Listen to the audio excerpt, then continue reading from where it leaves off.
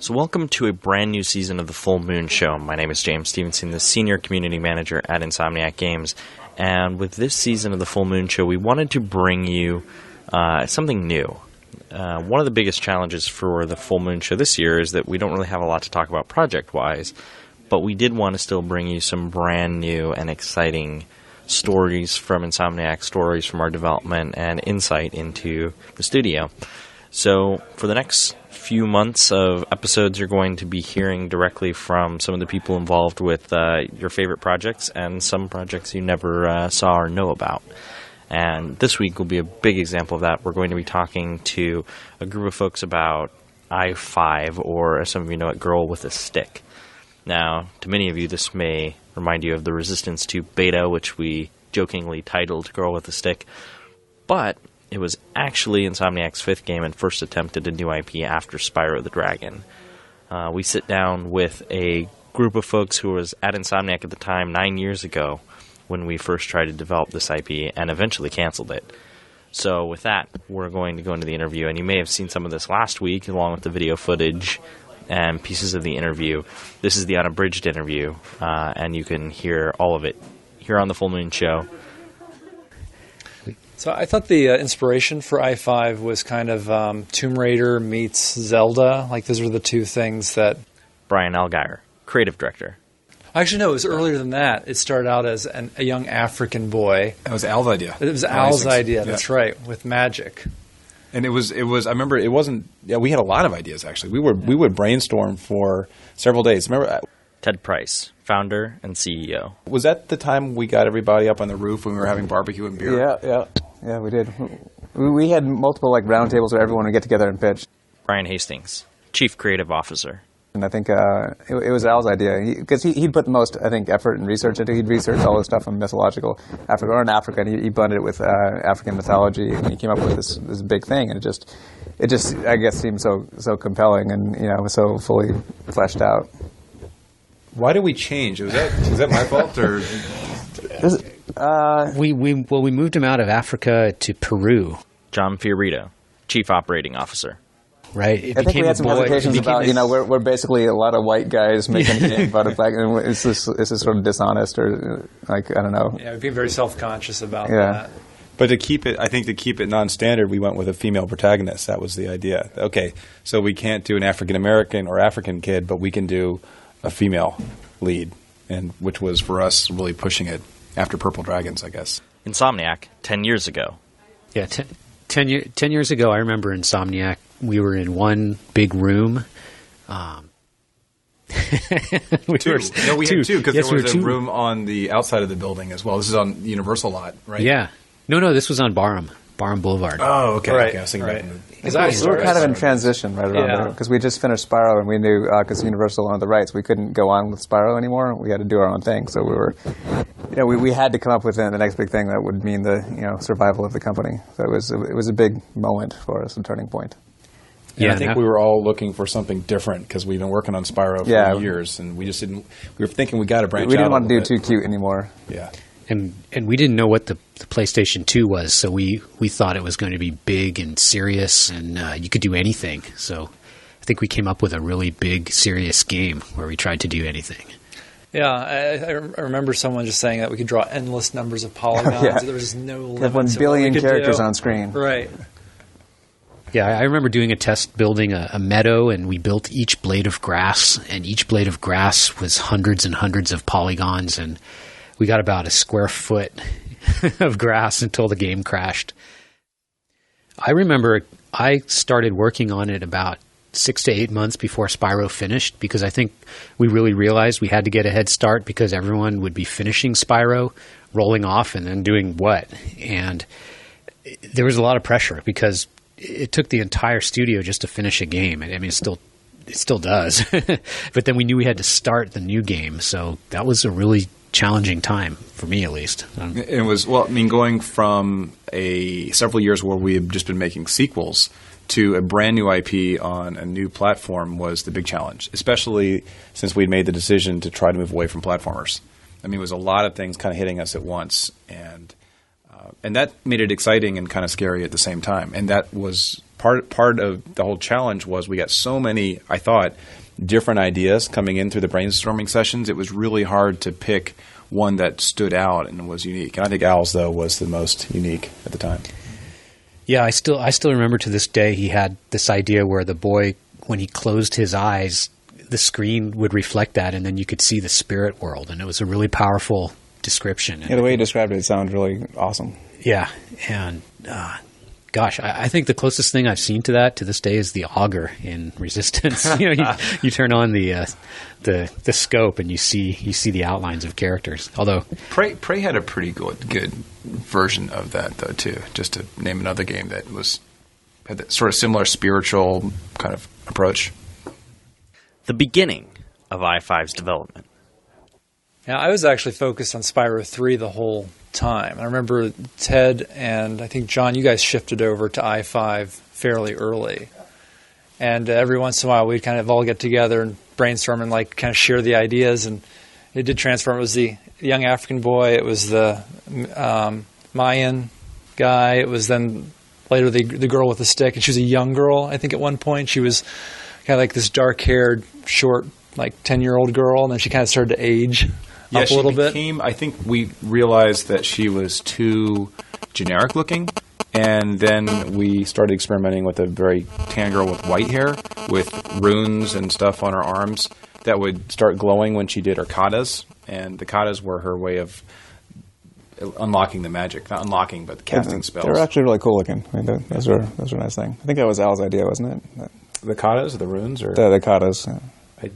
I don't know. Toward the end, that was like one of the cool things that just kind of stood out about it. Yeah, it was definitely. What was cool was it was the button presses. So I thought, if I remember right, we were doing some pretty complicated animations, and you would trigger them with button presses. So you had to press the button at the right time, kind of like God of War. Yeah, but earlier. Very ahead of our time. Yeah, very early version of a QuickTime event. I remember really early in the process when we had just gotten all the drawings together and the pitch to Sony before we had gotten to the stage of actually building stuff. And we were supposed to present at E3 2000 to Akira Sato and all of the other assembled Japanese executives. And that was my job. And so I'd been preparing for this for a long time. And my wife happened to be pregnant at the time. And I said, babe, just deliver. You can deliver any day but this day. And that morning at 5 a.m., she went into labor. And poor Al Hastings was the guy who I called at 6 o'clock and said, hey, Al, I don't think I'm going to be able to make it to this presentation. Do you mind doing it? And he hadn't seen any of the materials. And he went in and he presented to Akira Sato. And kudos to him because they signed on and we were able to begin development. Building a PlayStation 2 engine. Well, we started over from scratch, as soon as we switched projects. So we had very little time. Al pretty much had to rewrite everything from start. He'd already done a tremendous job of getting us up and running on the PlayStation 2. And what we showed, I look back at those videos and I can't believe how much he was able to do in such a short period of time, and it looked good. However, that was the point where Naughty Dog came in and said, "Hey, do you guys want to share technology?" And they opened their doors, and we were able to have this great exchange, which resulted in even bigger environments for Ratchet and our ability to do more stuff. The decision to cancel the game. I recall distinctly we showed Sony a proof of concept where we had a level that had combat with enemies. Then we had a boss arena with this giant guy where you were running kind of with the camera in front of you. And I think there was another room down in a cave with some magic thing that you had to do with mushrooms. Well, that was our final one. That was the one, our deliverable, when it got canceled. That was I think actually when they came into the room before they'd even watched it, they already knew it was going to be canceled. Well, actually, no. Honestly, I thought Sony was really magnanimous about the whole thing. They were very nice about it. No question. What they said specifically, and I recall this pretty vividly, was, "Hey, look, if you guys want to release this, you can. We will support you. However, we don't think that there's going to be a market for this game." But we'll support you, and that was cool. And for us, it was the right approach, because I think had any publisher come in and said, "We don't like this game. We just don't like it. We're going to cancel it," we would have fought back hard. This way, we had to kind of look inward and say, "Okay, well, they're telling us this, and wait, half of the team really doesn't like this game anyway, so they're right. We should do something different." We had gone through so many re-envisionings that I think we at first people really liked it. People liked the potential, but it changed so many times, and we had so many different gameplay hooks that kind of wouldn't work out. I mean, things that were just kind of a little bit out there that are pretty innovative, but just didn't work. And so we would have to, go back to the drawing board again on gameplay and rewrite so much code, and the character changed so many times. I think people just had a hard time. Every single time you would do something and then have to, a couple months later, redo the whole thing, you just lost a little bit of energy on the project. And it was a pretty serious project and pretty kind of hardcore fantasy, almost RPG-like.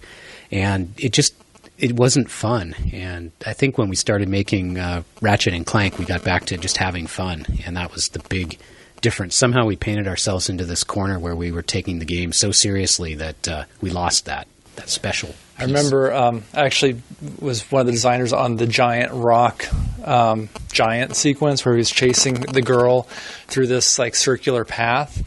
And what I really wanted to design was like a giant mech chasing her, and I wanted her to be able to use a gun to shoot him, but I had to kind of invent all these things. Like, yeah, he's this magical rock giant, and there's these things in the floor, and she can put her staff in the floor, and she can shoot this energy at him. That segment was pretty cool, though. It was cool. It actually turned out pretty well.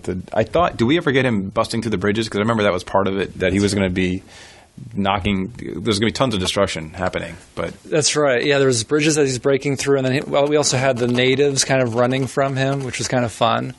But I just remember thinking that I really just wanted a giant mech and a big gun, and so that really worked well for Ratchet. I just remember working on a map for I-5, and I was making these little fine adjustments, and I kept getting this creeping feeling that this was all pointless. It was all these little minute things here and there. I was moving the enemy a little bit to the left, and the project actually got canceled that day. So that was my sixth sense kicked in. There's a lot of closed door meetings at Ted's office. I was like, something's not right. Yeah, I have a memory of trying to fill a cave with mushrooms, and the mushrooms were so small and the cave was so big that it just became this impossible thing. And I think that's when I started getting the feeling that Brian's describing. What am I doing? Something else that happened with that project that probably wasn't as apparent at the time was that we hit this no man's land in terms of our art style, where we were going from Spyro to something that we professed was for a mature audience, and it ended up, looking back at the videos, pretty darn cartoony still. So it had this kind of weird vibe. Do you remember the lion that we called Lionel Richie? He looked like the shaman. Yes, the shaman lion. He looked like Lionel Richie. Was eerie. Yeah, I recall building a level that was a big desert. And the high concept was in a desert, nothing can happen and there's no life. So we built this giant level with nothing happening in it. And it sort of, conceptually it made sense, but in terms of playing the game, we just hit this wall, like Ted was saying, that, what do you do? And how can you have just fun stuff going on in there? That's right. And you turned into a tornado in that level, and you had to pick up these cool, armadillos and throw them through a wall. Yeah, there was that enemy called Zass. Yes, right. It was like a clam that opened up with a face or something. Even Insomniac wasn't sure how mature it would be. Well, I don't think we had decided. We just knew that it was going to be for an older audience because Spyro was really targeted at a young audience. I mean, our average age was probably 8, maybe even younger, in terms of the kids we knew were playing the game. Of course, a lot of parents played with their kids too when it came to Spyro, but we really felt the need to push older. But looking back at everything we made, nothing would have been beyond T. Yeah. It was all pretty safe. I don't think we ever talked about gore. There's no blood, yeah. Lessons learned from I-5 and how they applied to Ratchet. I think the biggest thing was like what John said is there was no sense of humor. I mean, intentionally, we were trying to get away from the. I think Al in particular had realized, okay, so in Spyro we've got this kitchen sink attitude. Everything goes. We had cool stuff, but it was like here's the level with the hippie tie-dye shirt wearing guy on the skateboard, and it was like this is funny, but also none of it is really cohesive. It was just this is just entertainment. And so Al wanted a really cohesive world where the world took itself seriously. But the problem was it was just so serious that we couldn't have any fun with it. And I think that was the biggest lesson when we moved over to Ratchet. Everyone was just trying to have fun with it, like basing it on kind of the mechanics and like the gameplay we knew, but keeping our sense of humor. I think another thing I learned about our studio is we spent a long, long time developing this idea that just kind of didn't go anywhere. And then Sony gave us about 3 months to come up with a new idea, and that's when we just pulled Ratchet out of nowhere. It feels like, and it just came together really quickly. And I think there's something about when you have to get something done when you're up against a wall. I hate to use that as a strategy to run a game studio, but we really rose to the occasion when we had a short amount of time, and we really kind of didn't when we had what seemed like forever. I think it's human nature to be motivated by deadlines. It's something that where you know what the parameters are, you know when there's a finish line, it's easier to actually start running fast. I mean, maybe it's a terrible analogy. But. Yeah, I think it's true, though. I think, oftentimes you can have too much rope to hang yourself with, too much time, and a lot of times there's tough calls that people don't want to make. It's like, wow, I can see this is a big design problem, and it's very easy if you have a lot of time just to say, I think I'm going to ignore that for now. But when you've got deadlines, you often have to make those tough calls and decide if it's going in the game or not. Yeah, I think it's more about learning. I think now we've learned how to use time. Back then, we were just in a constant state of go. And then we had all this time. We just didn't know what to do with it. So, I think there's a few things that we learned from I-5 that we applied to Ratchet. We originally had something where she would stick a staff in this like crank and like turn these bridges around, which we later used for Ratchet. We created an arena that I like to call the monk arena because it had a whole bunch of monks in it. And that was something that we later had the arenas in Ratchet. So I don't know. I think there's a few things we learned from that experience. After Universal, Sony becomes the new publisher for Insomniac Games.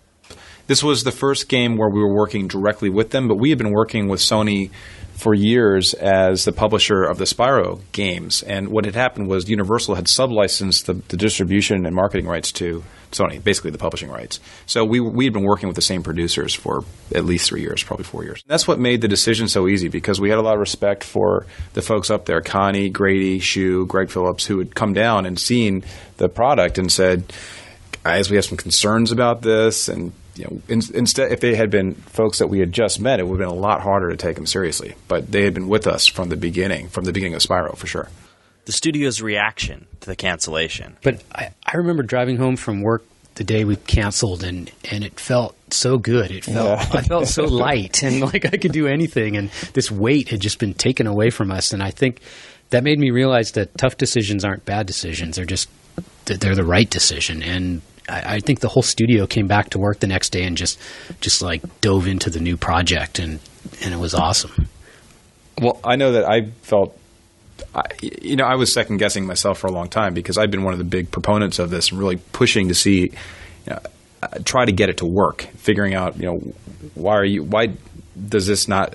you not like this? Why do you not like this? Okay, let's see if we can fix that. And as a result, it became a very muddy vision for the game. But even after we decided not to do it, I kept on thinking, God, do we do the right thing? What are we going to do next? Because at that point, we hadn't, come up. Brian hasn't suggested Ratchet yet, and we were going to be back in this limbo of not having a game design. However, as you guys pointed out, it was nice coming back in and knowing that everybody, or most people, felt relief and like we had a fresh start, and we had just kind of saved ourselves from a pretty awful next 2 years.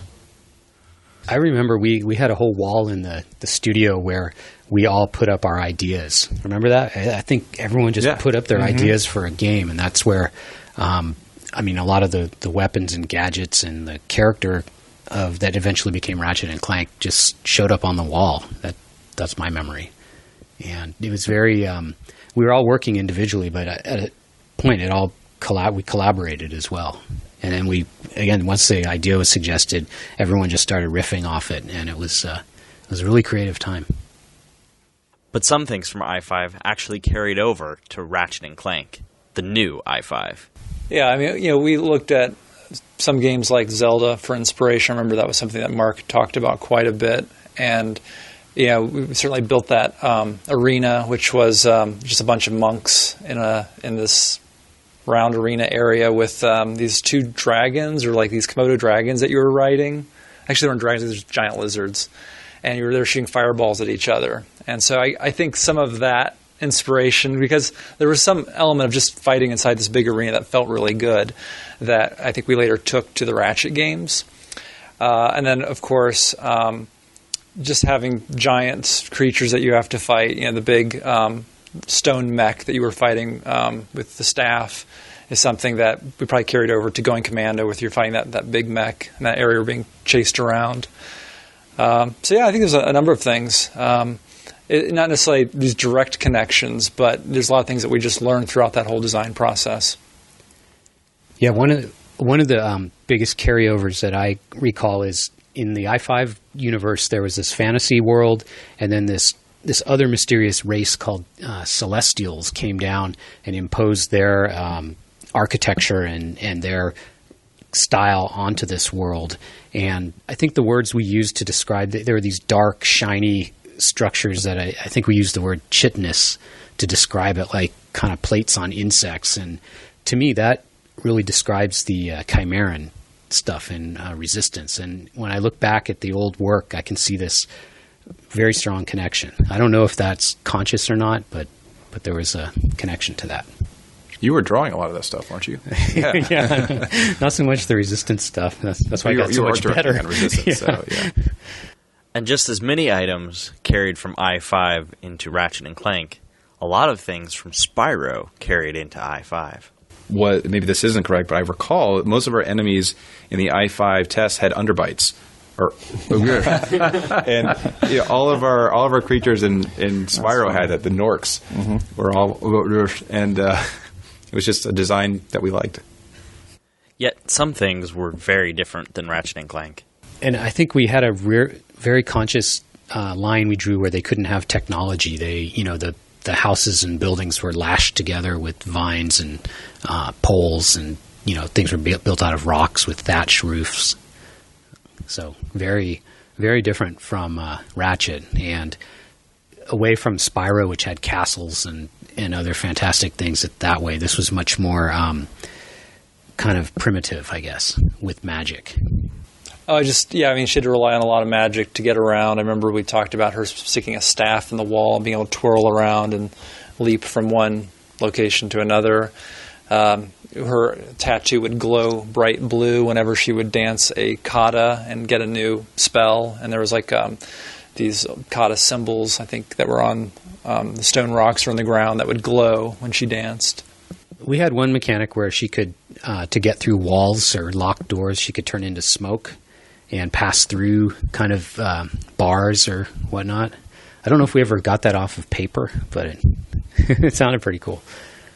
There's a book, I think, this thick somewhere in the studio that was like the whole design. Or maybe it's this thick. That's the design Bible for I-5. To track that down.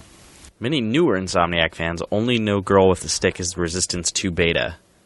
But what they don't realize is that Girl with the Stick is sort of an inside running joke.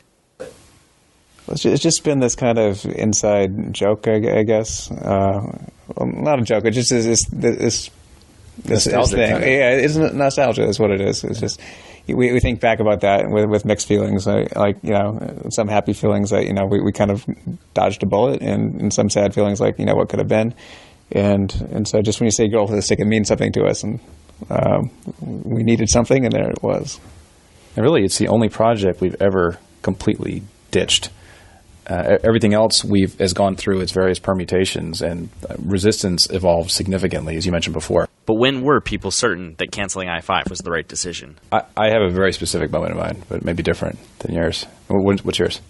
I think we didn't know until Ratchet was a success, but it felt good right away. It felt like the right thing, even like the day of. I was going to say, actually, it was when we presented the proof of concept to Sony. That's true. Because we had two levels that we had totally faked. I mean, and Sony knew it, too. Yeah. We put it together with our existing technology to create Metropolis and a spaceport level. And we had the big city with cars flying through it and the gardens on the rooftops. And Ratchet had the suck cannon and I think a couple other weapons, maybe the Processor. Yeah, they weren't really working. Yeah, but they transformed. Yeah, and that was running around. Yeah, it showed the promise really cool. of the game. And when Sony was down here, and Jack Tretton was one of the people down, he was head of marketing at that point, and I remember him saying, "This is going to work. I get this." He was like, "This is going to be huge." Yeah, that's right. It was just, that was a moment where we're like, okay, this is going to be great. Yeah, that felt like the critical mass. And then I remember when we showed Ratchet at E3 the first time, my memory is we didn't have our lighting. We were missing a lot of things, and we showed these levels, and people just went nuts.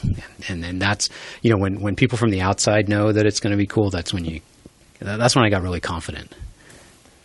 I think it's sometimes there's that old phrase, kill your babies. And I think that's a big lesson that we all learned, is that you can be really close to something, but if it's just not working and repeatedly you're hearing from your team that it's not working, that sometimes it's just best to kill it, move on to something new. And hopefully we've learned that on a smaller level now, where it's, if a feature in a game's not working, you kill that feature, and we avoid getting to the point where you have to kill the game. Yeah, I feel it's taken me 10 years to realize this, but we spent so much time on paper and discussions and arguments about the game, and if we had just started making it and playing it, I think we could have learned those lessons a lot quicker, and that's something we've really committed to now, and it's making things a lot better. Yeah, I think you just kind of got to listen to your gut instincts. I think our gut instincts, like all of us, kind of knew it wasn't working, and we didn't know the solution to it. But in our hearts, we kind of knew that we should probably kind of go back to more of our roots of what we're good at. And I'll add that I think often when we're starting a project, there is that time where an idea will come up and everybody immediately recognizes it, and that's when we have to trust our instincts and jump early versus second guessing ourselves, because we tend to do that a lot too with great ideas. That's all for this week's episode of The Full Moon Show. Thanks for listening to this retrospective about I-5, Girl with the Stick. We'll be back in the next couple of weeks with a retrospective on Resistance, Fall of Man. Ever wanted to wonder what happened during the early days of development on the PlayStation 3 when Resistance was a futuristic space opera featuring time travel, and how it evolved into the 1950s alternate history runaway smash success PlayStation 3 launch title that released in 2006. Stay tuned for the video episode, and once again afterwards we'll follow a week later with the expanded audio discussion. If you have comments or feedback, please email us at podcast@insomniacgames.com, or send us a message on our Facebook wall or at Insomniac Games on Twitter. We would love to hear from you on what you think about these new shows, and we can't wait to bring you more. From everyone here at Insomniac Games, this is James Stevenson signing off for The Full Moon Show.